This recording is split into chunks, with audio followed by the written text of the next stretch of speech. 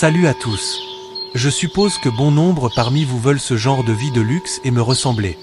Grosse erreur. Sachez qu'il me reste que 6 mois à vivre. Pourquoi ? Parce que j'ai vendu mon âme au diable pour acquérir la richesse. Tout ça pour récupérer la femme que j'aimais. Voilà, je vous conte mon histoire.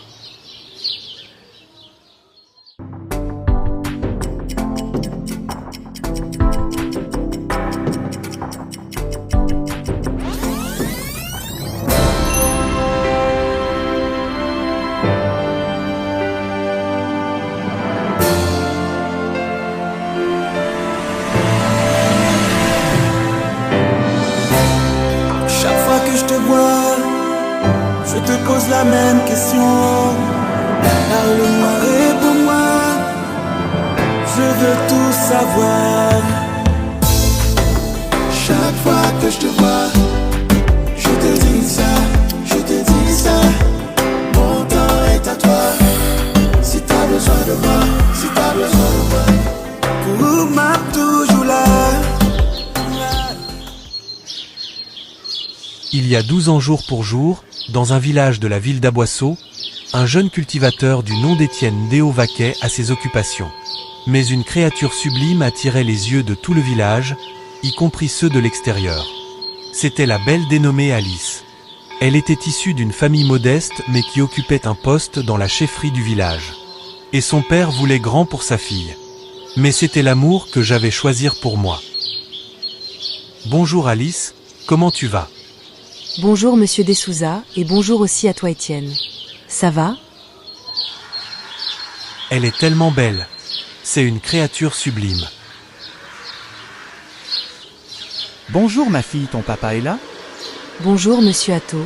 Ça va, et papa va très bien. Passe-lui mes salutations, ok. Je ne manquerai pas. Toi, je vais te réserver pour mon fils qui est en Angleterre.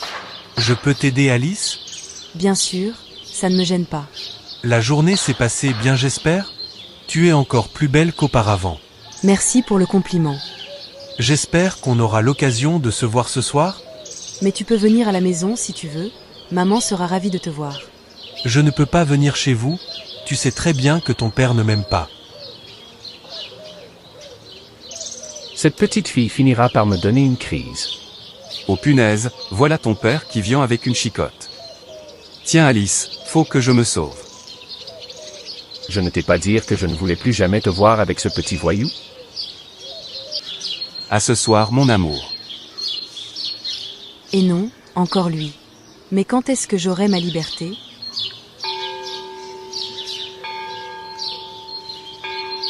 Alice, ne me pousse pas à bout, ne fais pas, je vais faire des choses bizarres. Si je te reprends encore avec ce voyou, je te ramène dans le ventre de ta mère. Mais il était seulement en train de m'aider.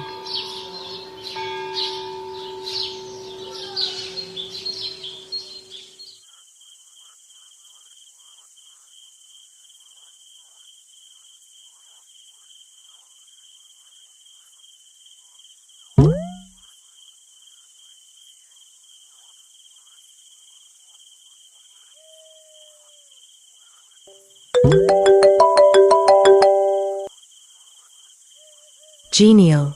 Étienne est déjà là ? Faut que je trouve le moyen de le rejoindre sans que papa le sache.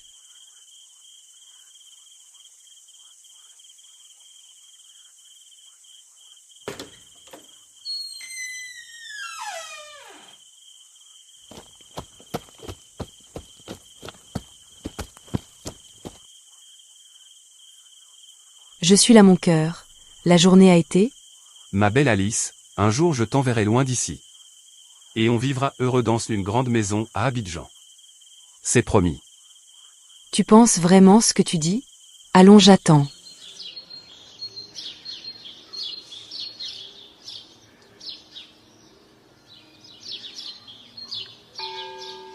Chef, je vous préviens.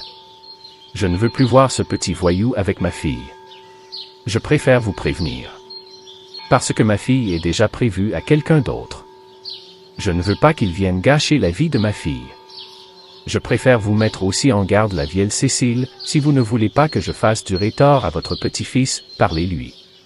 D'accord monsieur Dagou, je vous présente mes excuses pour mon fils. Je vais lui parler. Parlez à votre petit-fils. Parlez-lui ou. Ne venez pas me dire que je n'ai pas prévenu. Je ne veux plus le voir avec ma fille. Le jeune Étienne avait un grand talent, c'était un peintre hors du commun.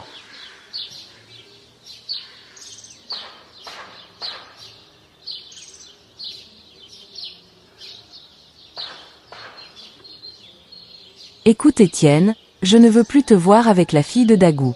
La petite Alice. Son père est venu faire un scandale à la chefferie et nous a même menacés. S'il te plaît, je ne veux pas de problème avec ce monsieur. J'ai été seule à t'élever, et je ne veux pas te perdre. Fais ce que je te dis. Il paraît que ce monsieur a déjà gâché la vie d'un jeune à cause de cette même Alice. Si tu ne veux pas me voir piquer une crise, fais ce que je te dis. Je ne veux plus te voir avec elle. Donc il est allé menacer ma grand-mère à la chefferie. Mon petit, écoute ta grand-mère. C'est difficile de renoncer à l'amour de sa vie, mais toi ta vie vaut mieux. Ne te crée pas de problème, d'accord? Remplir de haine envers le jeune Étienne, le vieux Dagou allait payer des voyous dans l'intention d'agresser le jeune Étienne si jamais il le voyait avec la belle Alice.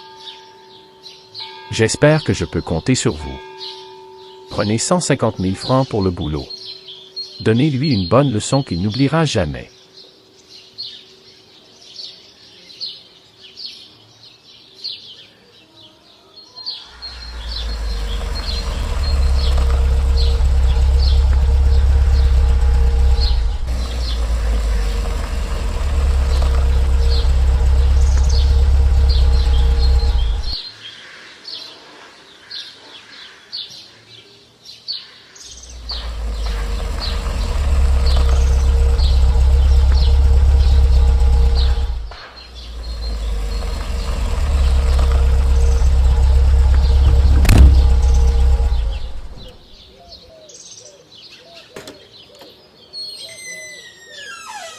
Me voici, monsieur Dagou. Je suis venu de l'Angleterre pour venir demander la main de votre fille Alice. Papa m'a beaucoup parlé d'elle et j'ai vu ses photos. Elle est très belle et je veux qu'elle soit ma femme. Ne t'inquiète pas mon fils, elle est déjà à toi. Je l'ai gardée et réservée pour toi. Donc ne sois pas inquiète. Donne ce qu'il me faut et on commence les préparatifs du mariage. De son côté, la petite Alice pleurait car elle ne voulait pas de cet homme. De son côté, comme sa grand-mère était diabétique et asthmatique, il lui fallait ses médicaments tout le temps près d'elle.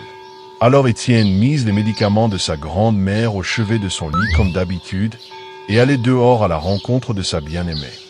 Quand Étienne vit le message d'Alice, il fondit en larmes.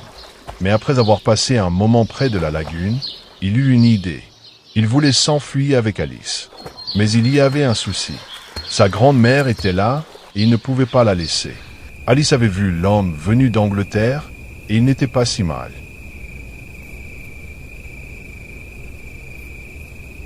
Pendant qu'elle était sous la douche, son père vit le message du rendez-vous que lui avait laissé Étienne. Alors il donnait la position d'Étienne à des voyous qu'il avait payés au préalable. Alors qu'Étienne se rendait au lieu habituel à la rencontre de sa bien-aimée, des personnes viennent vers lui et se mettent à le tabasser.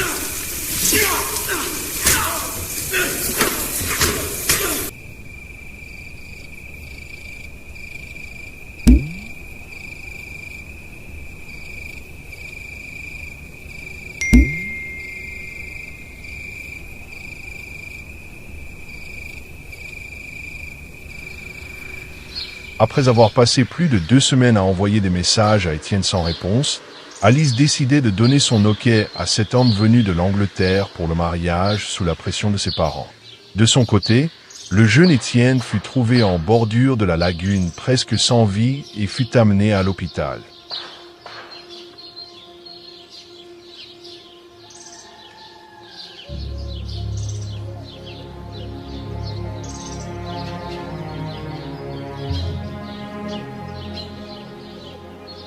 La nouvelle de l'hospitalisation de son petit-fils était si difficile à surmonter que la grand-mère piquait une crise et rendit l'âme. Du côté d'Alice, Le mariage fut fait après l'accord de tous les notables et du chef du village.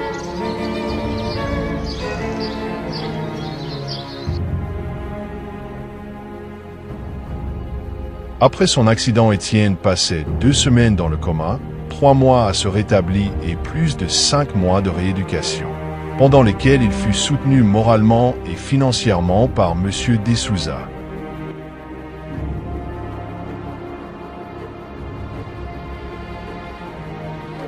À son rétablissement, il apprit la nouvelle du décès de sa grand-mère et du mariage d'Alice qui vivait maintenant en Angleterre avec son mari, chose qui lui causait un double chagrin.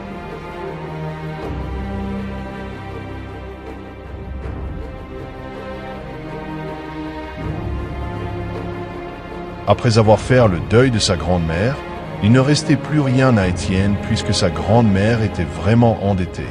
Alors, pour rembourser ses dettes, les biens avaient été vendus par le village.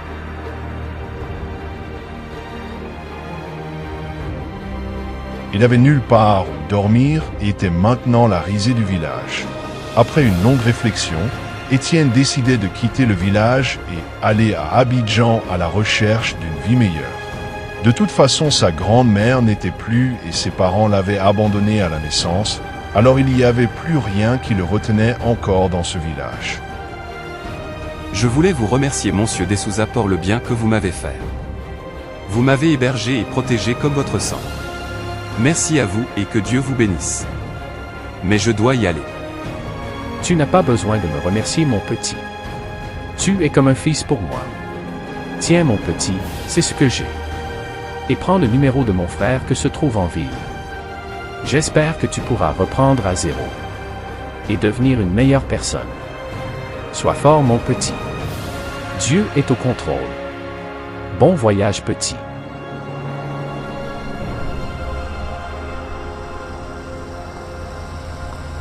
Après avoir pris quelques conseils chez M. Desouza et une petite somme pour reprendre une nouvelle vie, Étienne prit la route pour la grande ville. Les épreuves auxquelles nous confronte la vie sont souvent insurmontables. Mais à nous de nous armer de courage et de braver n'importe quels obstacles qui se dressent devant nous. Je m'appelle Ndo Jean-Étienne et il s'agit là de mon histoire.